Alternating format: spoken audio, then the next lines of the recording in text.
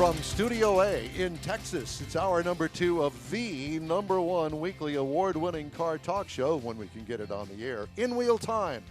We are all things automotive.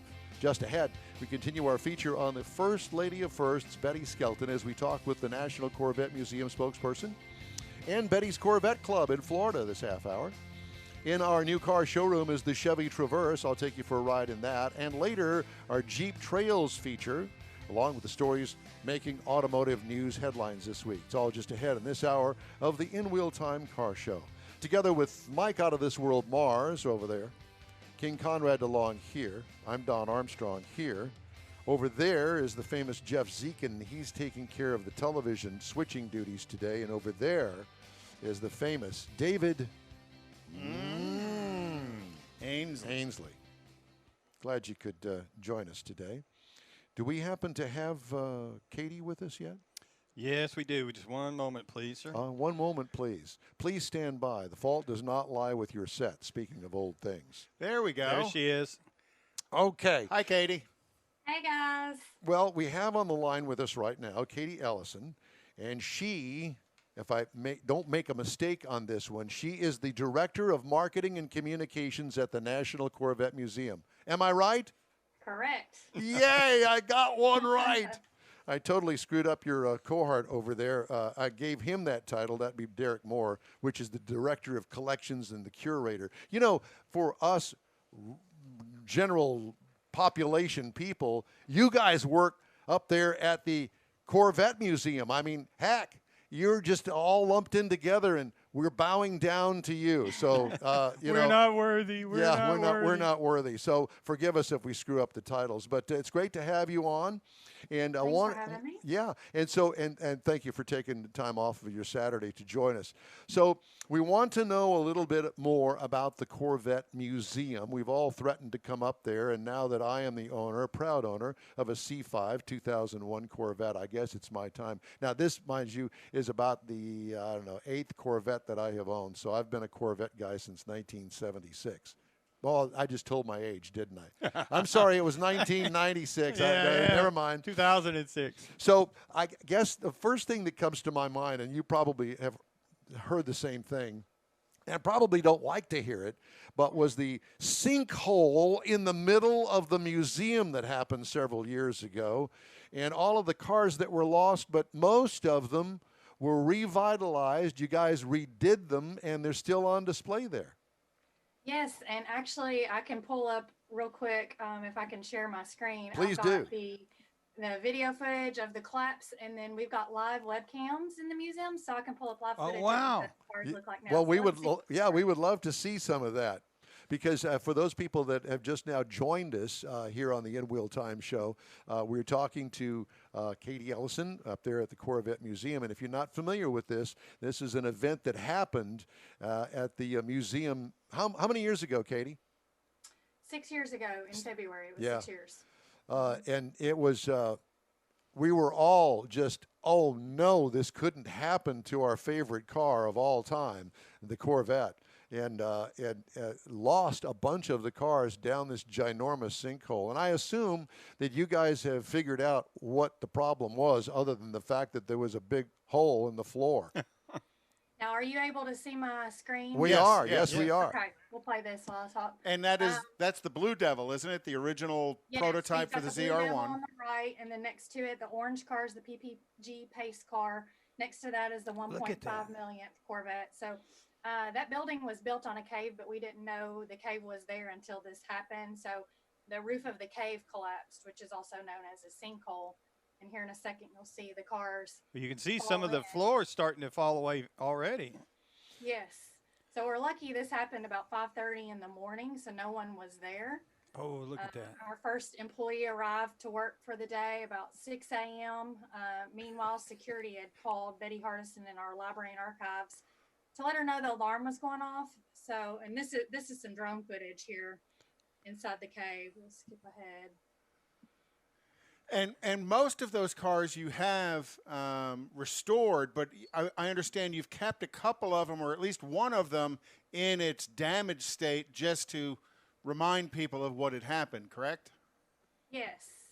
So we'll pull up. Look at this. we fixed 3 of them actually. GM fixed, let's see. The Blue Devil. Yes, the Blue Devil and the 1 millionth, and then we fixed the 62. So these are live feeds inside of our Sky Dome here. I'll make this a little bigger. So there you can see the 1 millionth Corvette that GM fixed. And the cool thing about this car was when they opened it up and started to do the repairs, you could see the signatures of all the people that built that car. So they were able to preserve all but one of the signatures and tracked down the lady that had signed the one part that they couldn't repair, had her come sign it and put it back on the car. Oh, how nice is How that? cool is that? Yeah. How cool is that? So, and then, of course, next to it is the Blue Devil. Now, that was the first one that we pulled out of the hole, and it actually cranked up and drove after we pulled it out. it did. I did Yeah. not know that. Well, did the I understand that there is still you can still see the actual hole in some part of the museum. Is that correct? Yes. So over on this side here, you can see this is the ZR1 Blue Devil, the black car where you're seeing the back of it. Yes. There's actually a manhole right there in the corner that leads down into one side of the cave. So we still have access to get down in there if we need to. Was it a naturally occurring cave, or was it built and nobody knew that it was down there? It's naturally occurring. We're only 20 miles from Mammoth Cave National Park. So, at one time it could have been part of a larger cave system, and then years of sinkhole collapses will break off caves to form multiple smaller caves. All right, Oh, so okay, well, okay. let's change direction here. I just it's fascinating. We could spend hours just sitting here talking to you about the sinkhole and the cars that went down in it and the recovery of those cars. I want to talk to you briefly here about the actual museum, and I understand from Derek that the museum is currently closed because in the state of Kentucky you can't open museums just yet. That's correct. So what are you guys doing? Sitting around twiddling your thumbs? I don't think so. No, we're doing a lot of behind the scenes work. We've been doing some renovations to, let's see if I can pull me back up. To a lot of the exhibit areas. So we're redoing. So you're taking the opportunity to make some progress on updating the museum itself. How many square feet is the museum? It is 115,000 square feet. Oh my! So it's more than just what we're looking at there. Yes. So, we're, I don't know how to turn this off from screen share. It's okay. Yeah, we'll be Yeah, right we'll be there. there to do that for you. Yeah. So Derek's team has actually been redoing the performance gallery and the design and engineering area. And they've been redoing all of the floors, and then we have a mid-engine Corvette exhibit that's opening, and that'll be open, within a couple of weeks. We're waiting on cars from GM. Let's see. Is that going to be the Astro 1 and 2? We'll Serve have one and two. Serve 1 and 2. Yes. Serve 1 and 2. We have the Indy concept car, Astrovet, Aerovet, XP987, and we have a powertrain development car that was used for the C8. And those were all early concept cars of Corvette's world that were mid-engine cars back in the Correct. 50s, 60s, 70s, and 80s. So it kind of shows the history of that mid-engine car in the Corvette history for the C8 to be the first mid-engine production car in Corvette history. Yes, it's called the Vision Realized, and it just highlights how GM's been working on a mid-engine car for a really long time. A really long But, time.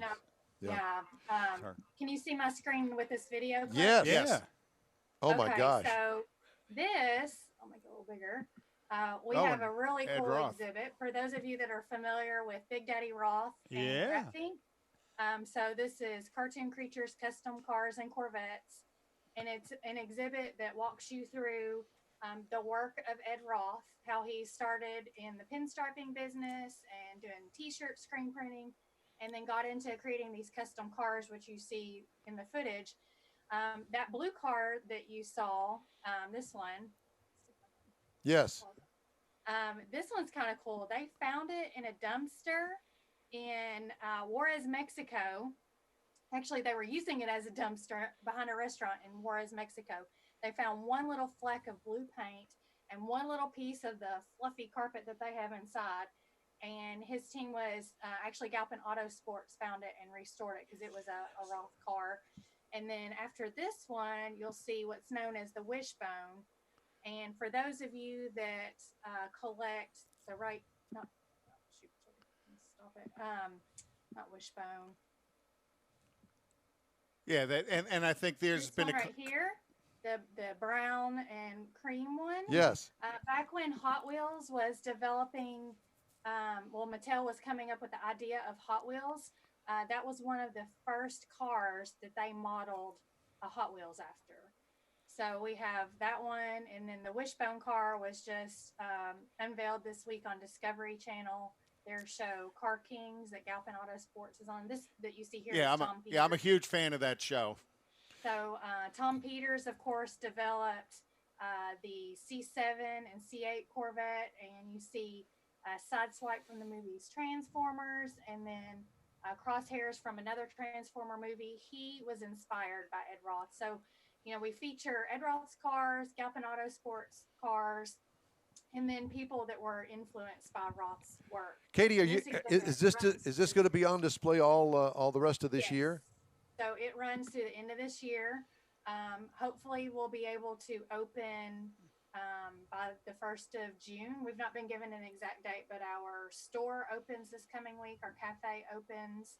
And then we're hoping for the museum to be open. Now, Katie, you have not only fans of Corvettes, but you have Corvette clubs that come up there in mass, especially during the summertime when it's a great time to come to Kentucky to visit the museum and used to take tours of the Corvette assembly factory. But I would imagine that you have plenty of hotels there at Bowling Green, and you can accommodate rather large groups of people there. Can you not? Yeah, we can. I mean, Bowling Green has over 3,000 hotel rooms.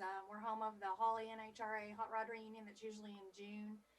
Hawley LS Fest is in September. So we do a number of really large automotive events every year at Beach Bend Raceway and then at the NCM Motorsports Park. And in fact, they've been working on an East Coast Rat Fink reunion. They do one in Utah every year in the spring, and with us having this exhibit, they were planning on doing one. It'll be in late August, so assuming that we're allowed to have gatherings over, you know, a certain number of people, we'll plan on proceeding with that. But in the meantime, we're doing our first virtual event. It'll be May 28th and 29th, so that's a little less than 2 weeks away. And we have GM that's going to be Skyping in doing a Corvette seminar. We have the Corvette plant doing a seminar, and then Michelin and Mobile will be doing some, as well as our own seminars. It's all live. It'll be live streamed. And how do they and how do people find that live stream? You can go to corvettemuseum.org, and on the homepage of our website, if you scroll down, it has links to our upcoming events, so they can register for that. Woo! Cool. We'll put a link on our. Provided with a link to Zoom, so it'll be streamed through Zoom. And it's 2 days. Michelin's donated 4 sets of tires to give away. So you'll get, they're each a $1,500 certificate towards light passenger or light truck or passenger vehicles. So people that pre-register for the event will automatically be entered for the tires. And then if you tune into the Michelin seminar and the GM seminar, we're giving away a set during each of those. We're working on doing a photo scavenger hunt as well, with a lot of cool prizes. So even though you can't be here with us, we're trying to bring, some of that fun to you, whether you're at home or wherever you may be. Wait a minute. You just said that I can't be there with you. Well, I've got a Corvette sitting right out here in front of Studio A. I'm thinking maybe we crank that thing up. I bring it up there and use as an excuse getting the air conditioning fixed in Bowling Green while I'm there. What do you think? I mean, that's an option because, like I said, our store opens on the 20th and our cafe they're already open for carryout, but they'll open for dine-in on the 22nd. So that's next Friday. We have some Corvette clubs that are planning on, we'll be open Memorial Day weekend. So people will be able to come and at least shop in our store and eat in the cafe. and you can see the Gateway Gallery, and we'll have cars on our boulevard, so you'll be able to see at least a taste of it, even though the museum tours won't be open yet. Yeah, we'll put your virtual tour up on our social media as well, see if we can't drive you a little traffic. But one of the things I did want to touch on is as C8 production comes up, I know in the Corvette world, people understand there's an RPO you can order on your Corvette for museum delivery. How soon do you think you guys will get that restarted as well? Well, we have 2 cars left from, carryover back when that stopped in March. We were continuing to deliver cars through all of this, just doing it with social distancing and meeting like the curbside requirements of Kentucky and having our health department on board with that. So the plant starts back up on Tuesday, May 26th with production. We will kick back off with our photo album option where we'll follow your car down the assembly line, taking pictures of it and put it in a nice leather-bound album if you want to order that. But then deliveries, once we start getting more cars, people can schedule those with us. For those people that are ready to come, whether or not we're open, we can still accommodate that. And then for those that maybe have travel restrictions or are not able, we can hold their cars. So we don't want, what's going on now to deter people. We've already implemented all the required safety measures recommended by the CDC and for our own state. Those are up on our website. So, Katie, the one thing that you have to worry about is the fact that I have your cell phone number, and I'll be bothering you in the not-too-distant future. Here I come, Katie. Join the club. I'm telling you. We'd love to have you. Katie, thank you so much for having us today. We really appreciate you taking the time out of your day. National Corvette Museum, she's the Director of Marketing Communications. Katie, I'll be seeing you this summer. Sounds like plans. Okay, thanks again. We Thank appreciate you. it. All right, coming up.